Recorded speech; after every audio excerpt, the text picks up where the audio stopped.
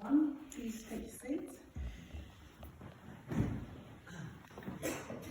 Not so long ago, I came across a story told by an American Christian singer called Matthew West.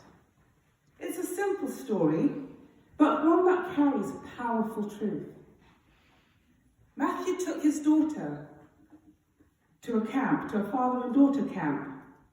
At one point, the camp leaders led all the fathers and daughters deep into the woods for an exercise. During this exercise, the daughters were going to be blindfolded.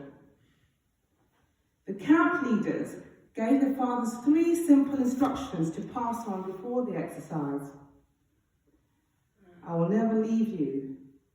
You can ask me anything. Only listen to the sound of my voice. Matthew repeated these words to his daughter again and again as they prepared to begin. At first, Matthew was allowed to hold his daughter's hand, and so even though she was blindfolded, it was easy.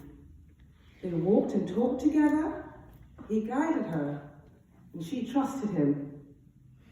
But then, without warning, the leaders signaled to the fathers, "Take your hands away and stop speaking." Suddenly, everything changed. Without his voice, without his touch, his daughter became unsure, disorientated, and vulnerable. It wasn't long before she drifted off the path. Then one of the instructors stepped in and said, why don't you follow me? I'll lead you back." She trusted the voice, but instead of leading her to safety, he led her straight into a ditch, and she fell. Confused, hurt, and afraid, standing there in the ditch, she cried out, "Dad, are you there?" And with tears in his eyes, though he hadn't been allowed to speak before, he replied, "Yes, I am here."